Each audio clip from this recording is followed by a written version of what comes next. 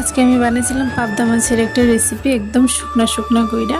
তো রেসিপিটা কই ট্রাই করলাম, কোনখানে গেলাম, তোমরা সবটাই দেখাইমু। আর আমি গেছিলাম ধর্মনগর, একদম তাড়াহুড়ার মধ্যে গেছিলাম, আর যার লেগে কোনো ভিডিও নিতে পারছি না। একটা কাজ আসতো, খুব ইম্পর্টেন্ট একটা কাজ আসতো, তো ওইটার লেগেই গেছিলাম। আর এদিকে তারপরে এসেছিলাম বৌদির এখানে, তারা নাই, তারপরেও আমরা যাই না আসলাম, আমি আর আমার মেজ দিয়ে এসেছিলাম। আর তারা গেছে তারা কৈলাসর বাড়িতে, তারা এখানে একটা পূজা আসতো, তো এ লেগেই গেল। আর আমরা একটা কাজ বাকি রয়েছে, এ লেগে এখানে থাকলাম, কারণ একবার ধর্মনগর থেকে মাছ মারা যাওয়া আবার আওয়া আমরা লেখা অনেকটাই জার্নি হয়ে জায়গা, তো এখানেই থাকছিলাম।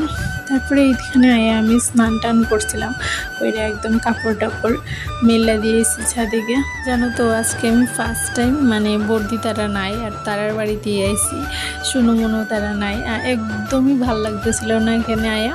মানে তাও কাজ আছে দেখা থাকছি, তো না হইলে তো যাইলাম উকিয়া, বাধ্য হয়ে থাকলাম, কারণ তারারে ছাড়া তারা বাড়িতে মানে আওয়াই ব্যর্থ। তো তারারে অনেক মিস করতেছি এখানে। আর এখানে দেখো মানে রান্নার এখানে জ্বালানাটা আমার খুবই ভালো লাগে। আর আমি আজকে দুপুরবেলা একদম সিম্পল রান্না করছিলাম, শুধু সিদ্ধ ভাত, কারণ একদম কিছু বানানোর ইচ্ছা করতেছিল না, এলাকা ভাত বইলাম, ভাতের মধ্যে এরম কাঁচকলা মানে সিদ্ধ দিয়ে দিছিলাম, একদম সিম্পল ভাই। তারপরে এদিকে আমি সব কিছু কাইটটা উইটটা এখানে ধুয়ে টুয়ে দিয়ে দিছি ভাতের মধ্যে, আর ভাত প্রায় কমপ্লিট। তারপরে এদিকে আমি ফ্যান জ্বালাইয়ে নিলাম, ভাতের ফ্যানটি জ্বালাইয়ে নিলাম, আর এর আগেই জ্বালানোর আগেই আমি কাঁচকলাটির নামিয়ে রেখে দিছিলাম। তো ওইদিকে ভাত খাইছি, খাইয়া বিকালে গেছিলাম একটু টাউনে, ভাবছি একটু মাছ আনবো, লেগে গেছিলাম। তো তারা তো নাই, তো তারারে খুবই মিস করতেছে, মানে একদমই ভালো লাগতেছিল না।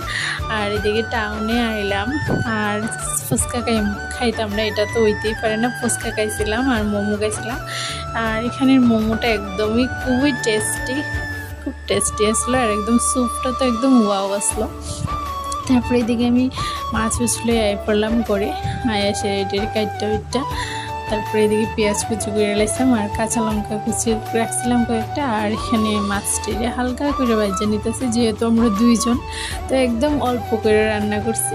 তো পেঁয়াজ দিছি আর একদম সিম্পলভাবে রান্না করছি, কাঁচামরিচ চিরা, এটার মধ্যে একটু হালকা পাঁচফোড়ন, জিরার গুঁড়া আর হলুদ আর লবণ দিলাম, ব্যাস। আর একটুখানি নাড়াই টাড়ে ঝোল দিয়ে দিলাম, একদম সিম্পলভাবে রান্না করছিলাম। আর এরকম সিম্পল রান্না করেও যে এত টেস্টি হয়, তোমরা একবার ট্রাই করে দেখো, খুবই টেস্টি ছিল। তো আজকের ব্লগটা এখানেই শেষ করলাম, তোমরা সবাই ভালো দেখো, দেখা এবার একটা নতুন ভিডিওর সাথে।